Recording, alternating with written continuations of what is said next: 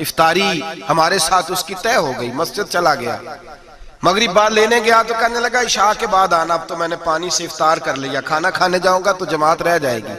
کہتے ہیں عشاء کے بعد میں لایا، اس کو کھانا کھلایا، رات گہری ہو گئی تو میں نے کہا تو سو نہیں جاتا؟ کہنے لگا کوئی عرض نہیں، کبھی دور مزدوری کرنے نکل جاؤں تو رہ بھی جاتا ہوں، گھر والوں کو پتا ہے۔ کہتے ہیں میں نے مسافر خانہ کھولا، یوں سمجھیے ڈرائنگ روم، بیٹھک میں نے کھولی، اس کو سلا دیا، میں اور میری بیوی اپنی معذور بیٹی کو روٹی دینے گئے اور ہم نے جا کے اس کو کھانا کھلایا جو ٹانگوں سے معذور تھی، اور ساتھ کہا کہ بیٹی آج بڑا پرہیزگار جوان ہمارا مہمان ہے، آج چڑھتی جوانی اور تقوی کی روشنی اس کے چہرے سے چمکتی ہے، کیا بات ہے، بڑے ہی اچھے گھرانے کا تربیت یافتہ ہے۔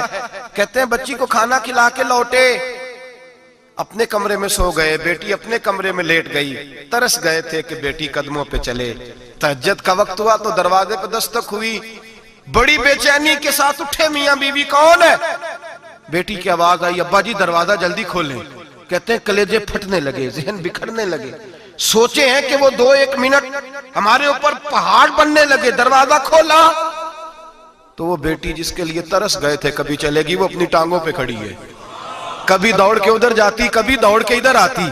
بیٹیاں پریشانی کا فون کر دیں تو پھر بھی آنسو نکل آتے ہیں، اور بیٹی گھر میں خوشی آ جائے تو پھر بھی ماں باپ رو کے ہی شکر ادا کرتے ہیں، ان کے لیے روتے ہی رہتے ہیں۔ کہتے ہیں میں تڑپ گیا، بیوی بھی رونے لگی، بیٹے یہ کیا ہوا؟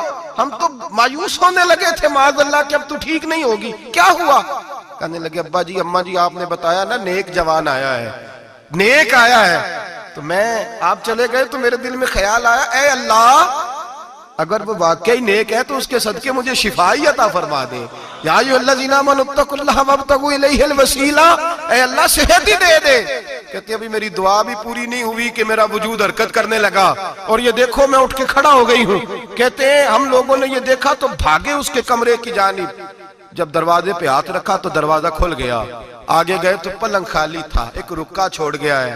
کہنے لگا مجھے پتا ہے میری حقیقت کھل گئی ہے، میں تو اللہ کا بندہ ہوں، اگر تمہیں مجھ سے ذرا بھی پیار ہو گیا ہے تو پھر میرے پیچھے نہ بھاگنا، اللہ کی بارگاہ میں جھک جانا، پھر گناہوں سے توبہ کر لینا۔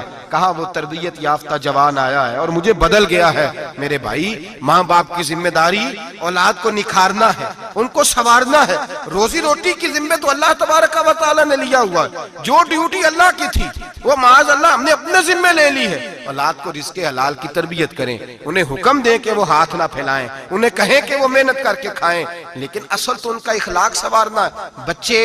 بچے ہمارے ان کی پوزیشن اتنی خراب ہو جاتی ہے، ہم لاڈ پیار میں